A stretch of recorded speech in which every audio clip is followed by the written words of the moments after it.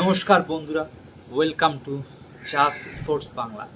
আজ আলোচনা করবো এই ভিডিও আরসিবি কোন 10টা প্লেয়ারকে ছেড়ে অনেক বড় ভুল করেছিল, অনেক বড় মিস্টেক করেছিল, বা সেই প্লেয়ারগুলো যদি আজ আরসিবির দলে থাকতো হয়তো 2 থেকে 3 বার চ্যাম্পিয়নও করতে পারতো। শুধু একা বিরাট কোহলির জন্যেই কিন্তু আরসিবি চ্যাম্পিয়ন হতো সেটা না। সবথেকে বড় ভুল তাদের ম্যানেজমেন্ট সবথেকে বড় ভুল ডিসিশন নিয়েছিল। সেই ভুলগুলো কি, কোন 10টা প্লেয়ার, সেইগুলো নিয়ে আলোচনা করব। আরসিবি ম্যানেজমেন্ট কেএল রাহুলকে হায়দ্রাবাদ কাছ থেকে ট্রেড করে কিন্তু আরসিবিতে নিয়েছিল, কিন্তু এটা কিন্তু আরসিবি ম্যানেজমেন্টের কিন্তু গুড সাইন ছিল। কিন্তু তারপরে আবার ভুল, 16 আর 17 এই 2 বছর রেখে কেএল রাহুলের একটা ইঞ্জুরি হয়, তারপরে তাকে ছেড়ে দেয়।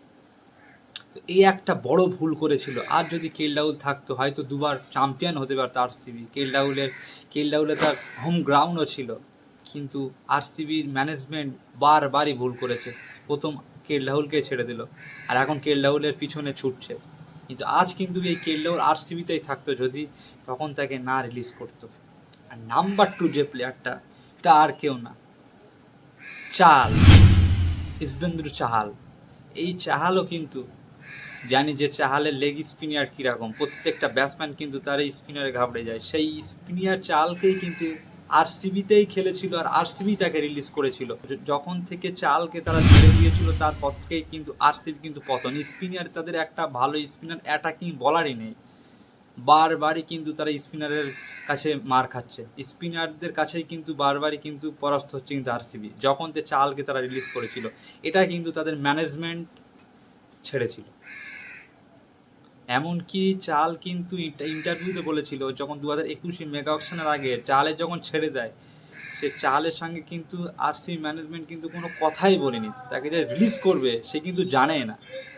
তো ম্যানেজমেন্ট তাকে না জানিয়ে রিলিজ করে দেয়। এখন সে আরসিবির হয়ে খেলেছিল 2014 থেকে 2021 সাল পর্যন্ত খেলেছিল, তারপরেই তাকে ছেড়ে দেয়। এই একটা ভুল। নাম্বার 3 সেটা হচ্ছে ট্রেভিস হেড। আমরা দেখি যে ট্রেভিস হেড 2024 সালে কিন্তু পাওয়ার প্লেতে কি ভয়ানকভাবে হায়দ্রাবাদের অভিষেক শর্মার সাথে ব্যাটিং করেছিল। সেই ট্রেভিস হেডের মতন ব্যাটসম্যানও কিন্তু আরসিবিতে ছিল। 2016 থেকে 17 সাল পর্যন্ত কিন্তু এই ট্রেভিস হেড কন্টিনিউ করেছিল আরসিবিতে। মাত্র 50 লাখ টাকায় খেলেছিল, মাত্র 50 লাখ টাকায় ট্রেভিস হেড আরসিবিতে ছিল। এই 2016 আর 17 2 বছর কিন্তু কন্টিনিউ করার পরে কিন্তু আরসিবি ম্যানেজমেন্ট তাকে ছেড়ে দেয়। আরসিবি ম্যানেজমেন্ট কত ভুল করেছে করতে পারেনি, কিন্তু আরসিবির যে ম্যানেজমেন্ট এত বড় বড় ডিসিশন, এত ভুল করেছে, মিস্টেক করেছে, একা বিরাট কোহলি দই দিলে হবে না, বারবারই কিন্তু ভুল করেছে। এই ট্রেভিস হেড যদি আজ থাকতো আরসিবিতে, 50 লাখ টাকা হয়তো তার 6 থেকে 7 কোটি টাকায় কন্টিনিউ করতো ট্রেভিস হেড। রিলিজ করে দেয় হায়দ্রাবাদ, চোখ বন্ধ করে 20 থেকে 22 কোটি টাকা ইজিলি বিক্রি হবে। মাত্র 50 লাখ টাকায় আরসিবি তাকে সাইন করেছিল 2016 সালে, কিন্তু ব্যাড লাক, তাকে ছেড়ে দেয় ম্যানেজমেন্টের ভুল। নাম্বার 4 নম্বরে যে প্লেয়ারটা, সেটা হচ্ছে হেনরি ক্লাসন। দেখেছি যে নাম্বার 1 ব্যাটসম্যান এখন টি20, হেনরি ক্লাসন।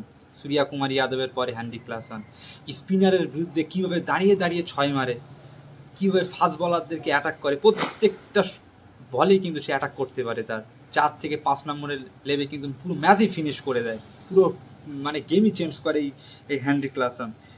2019 সালে আরসিবি কিন্তু এই হেনরি ক্লাসনকে সাইন করেছিল 2019 সালে মাত্র 50 লাখ টাকা, কিন্তু আরসিবি 2020 সালে 1 বছরের জন্য খেলিয়ে তাকে ছেড়ে দেয়। আরসিবি কিন্তু কোনো প্লেয়ারকে চান্স দিয়েও কিন্তু তাকে রাখতে পারেনি। আরসিবি 1 বছর করে খেলেছে, পরের বছর রিলিজ করেছে, অন্য দলে গিয়ে তারা কিন্তু সে মানে মারাত্মক লেভেল খেলেছে। তো এই ক্লাসনও তাই 2019 সালে ছেড়ে দিয়েছে। আমরা তো দেখতে পাচ্ছি হায়দ্রাবাদের হয়ে গত 2-3 বছর কীরকম খেলছে, ম্যাচ ফিনিশ করছে। তো এই একটা ভুল। 4 নম্বর প্লেয়ার এই হেনরি ক্লাসন, এই একটা মিস্টেক করলো ম্যানেজমেন্ট। নাম্বার 5 শিবম ডুবে দেখেছি যে চেন্নাইয়ের হয়ে কীভাবে ম্যাচ ফিনিশ করে, বড় বড় 6 মারতে পারে, বলও করে দিতে পারে। সেই শিবম ডুবেকে কিন্তু আরসিবি কিন্তু 2019 আর 20 সাল 2 বছর কিন্তু খেলিয়েছিল, তারপরেই তাকে রিলিজ করে দেয়। মাত্র 5 কোটি টাকায় তাকে কিনেছিল অকশন। 19 আর 20 এই 2 বছর খেলে। এখন যদি থাকতো হয়তো 7-8 কোটি টাকায় কিন্তু কন্টিনিউ করাতে পারতো। আমরা দেখেছি যে যে ভারতের কিন্তু এই অলরাউন্ডার, ইন্ডিয়ান যে অলরাউন্ডারের প্রতি কিন্তু প্রচুর প্রচুর চাহিদা। কটা অলরাউন্ডার আছে? হার্দিক পান্ডে, শিবম ডুবে আর বিজয় শঙ্কর, এই দুটো থেকে তিনটার পেন কাটে সে। তার মধ্যে শিবম ডুবের মতন প্লেয়ারও কিন্তু আরসিবিতে ছিল, আরসিবি তাকে রাখতে পারেনি, তাকে ছেড়ে দিয়ে যায় চেন্নাই, এখন তার লাভ ওঠাচ্ছে। তো এই আরসিবির ম্যানেজমেন্টের ভুল কতটা দেখো, তোমরাই লাস্টে বুঝতে পারবে যে ম্যানেজমেন্টের ভুল কি বিরাট কোহলির ভুল। আর নাম্বার 6 যে প্লেয়ারটা সেটা হচ্ছে কুইন্টন ডিকক। আমরা দেখেছি যে কুইন্টন ডিকক লখনৌর এলএসজির হয়ে বা লখনৌ সুপার জায়ান্টসের হয়ে কেমন সে ওপেনার করে। তার আগে মুম্বাই ইন্ডিয়ান্সের হয়ে ওপেনার করেছিল। কিন্তু এই কুইন্টন ডিকক, যাকে সাউথ আফ্রিকার রোহিত শর্মা হিসেবে বলা হয়, সেই কুইন্টন ডিককও কিন্তু আরসিবিতে খেলেছিল 2018 সালে। মাত্র 2,80,00,000 টাকায় কিন্তু সে 1 বছর খেলেছিল, ভালোও খেলেছিল। তারপরে তাকে ছেড়ে দেয়, তারপরে ট্রেড করে দেয়, মুম্বাইয়ের কাছে ট্রেড করে দেয় আরসিবি। তারপরে মুম্বাইয়ে প্রায় 4-5 বছর দেখেছি কীভাবে খেলেছিল, সেঞ্চুরির পর সেঞ্চুরি, হাফ সেঞ্চুরি। 2018 সালে খেলেছিল, 19 সালে তাকে ছেড়ে দেয় কুইন্টন ডিকককে। আর 20 সাল থেকে কিন্তু টানা কন্টিনিউ 4 বছরে মুম্বাইয়ের হয়ে কিন্তু 400-500 এরকম প্রত্যেক বছরে কিন্তু সে রান করেছিল। সেই প্লেয়ারকে, কুইন্টন ডিককের মতন এত বড় প্লেয়ারকে কিন্তু আরসিবি কিন্তু ছেড়ে দেয়, রিলিজ করে দেয়। মানে ম্যানেজমেন্টের কত ভুল। নাম্বার 7 যে প্লেয়ারটা সেটা হচ্ছে আবেশ খান। আবেশ খান কিন্তু প্রথমে আরসিবিতে ছিল। আরসিবিতে 2017 সালে কিন্তু আরসিবি তাকে সাইন করেছিল মাত্র 10 লাখ টাকায়। আরসিবি আবেশ খানকে সাইন করেছিল, কিন্তু 1 বছর খেলানোর পরে আরসিবি ম্যানেজমেন্ট মনে করেছিল যে বড় প্লেয়ার না, এ তেমন কিছু করতে পারবে না ছিল। কিন্তু আবেশ খান 2021 সালে, তারপরে তোমার রাজস্থান হয়ে 2024 সালে দেখেছি যে কেমন বল করেছে। তার বলে কিন্তু মারা কিন্তু টাফ, ক্লিয়ার কাট, সঠিক ক্লিয়ার কাট। সেই আবেশ খানের মতন বলারকে কিন্তু আরসিবি কিন্তু রিলিজ করে দিয়েছিল 1 বছর খেলানোর পরে, মাত্র 10 লাখ টাকায় ছিল। যদি আরসিবি কন্টিনিউ করতো এতদিন হয়তো 7-8 কোটি টাকায় থাকতো, একটা লয়ালিটি হতো। কিন্তু আরসিবি তাকে রাখেনি। এই আবেশ খানকে যদি মেগা অপশন দিয়ে কিনতে যায় এখন 10 থেকে 15 কোটি টাকা ম্যাক্সিমাম, কীভাবে তারা চ্যাম্পিয়ন হবে? এই সব প্লেয়ার, এত বড় বড় প্লেয়ার, নাম্বার 1 প্লেয়ার, সব প্লেয়ারগুলোই তারা রিলিজ করে দিয়েছে, তাহলে চ্যাম্পিয়নটা হবে কী করে? এইসব প্লেয়াররা যদি আজ থাকতো তাহলে কিন্তু এই চায়ালের মতন প্লেয়ার, ক্লাসনের মতন প্লেয়ার, তারপরে টেভিস হেড, এইসব প্লেয়ারগুলো যদি আজকে থাকতো তাহলে কিন্তু তাদের ওপেনার জুটি ক্লপস হতো, মিডল অর্ডার ক্লাসন যদি থাকতো তাহলে কিন্তু তাদের প্রবলেম হতো। স্পিনার যদি চাল থাকতো তাহলে তাদের স্পিনার প্রবলেম হতো। তারা 2 থেকে 3 বার চ্যাম্পিয়ন হতো এসব প্লেয়ারগুলো যদি থাকতো।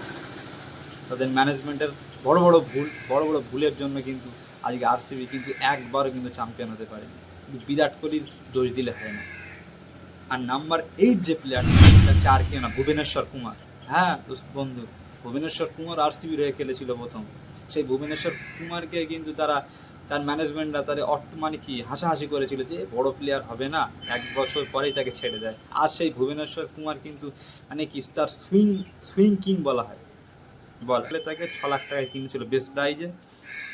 আর 2010 সালেও 2 বছর কন্টিনিউ করার পরে তাকে ছেড়ে দেয়। তারপর আমরা দেখেছি যে ভুবনেশ্বর কুমার 2011 সালে কিন্তু পুনে ওয়ারিসের হয়ে খেলেছিল।